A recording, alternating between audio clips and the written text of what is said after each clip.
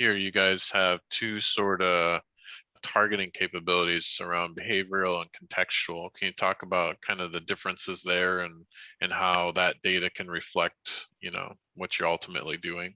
Yeah, definitely. So in terms of advertising, there's two general ways of targeting advertisements. So the predominant way in the industry currently is what's called behavioral advertising. So that basically means it takes some user information, some historical action that the user did to show that user future ads. So for example, I go to the store and I purchase some bread. Then some company that's selling bread might show me bread advertisements later. And sometimes these actions are offline, like I just gave as an example of going to the store and purchasing something. And sometimes they're online. So maybe online I registered for some email list, or I viewed some article on CNN that put me in a user pool. So users that performed some action, and then based on that action, the advertisement gets targeted. So that's the predominant way. And the reason for that is because it gets great performance for the advertisers.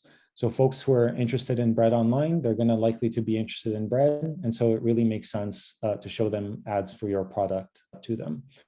However, that's lately been running with against some societal pressures. So users in general want to limit the access to their information. And there's a lot of both legal and ethical considerations there. So legal considerations, so there's recent laws in Europe, and the law called the General Data Protection Regulation that basically stops online companies from collecting user data unless the user specifically gives permission. So it's an opt-in law. So I have to opt in for my data to be collected, for it to be collected in Europe.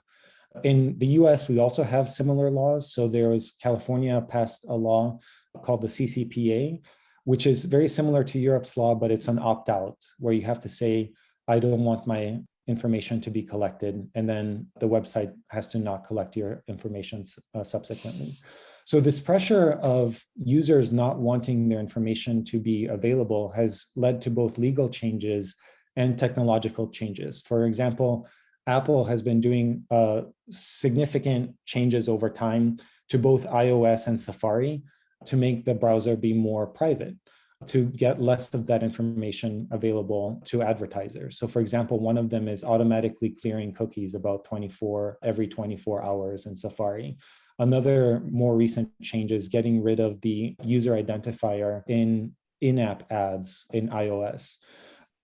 So these things are making behavioral advertising sort of less interesting to advertisers because their clients don't want to release their user information, and it's becoming less available online as well.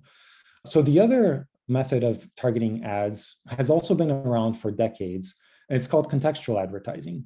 So there you use no user information. You just place the ad around relevant content for your brand. So going back to that bread example, so maybe I want to advertise my new bread.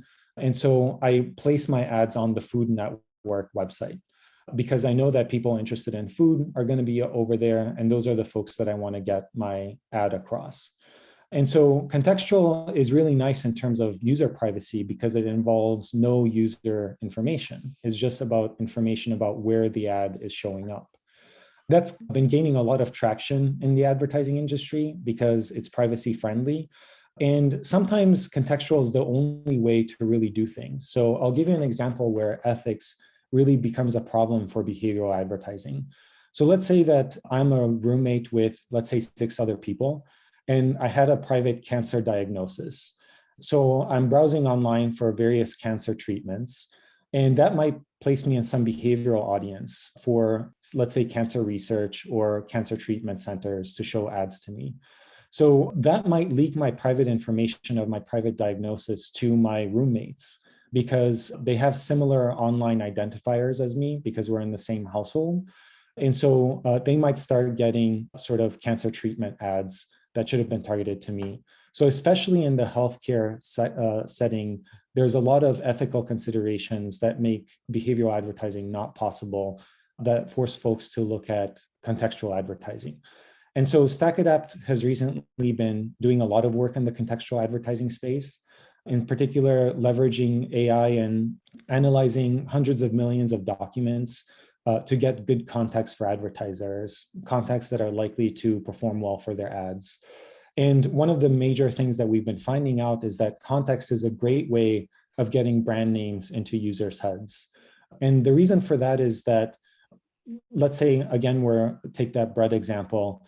If we show that bread next to an article that's talking about bread, well, the user is currently thinking about bread. They're right now, like that's what's on their mind. And so the ad is much more likely to have an impact in the user's mind. Whereas behavioral advertising, the one that I gave an example earlier, where I'm just placed in a pool, I might get that ad at any time of the day, not just when I'm reading about bread. I might get that when I'm reading today's daily news. And when I'm reading today's daily news, maybe I'm not as open to that messaging as I would be otherwise.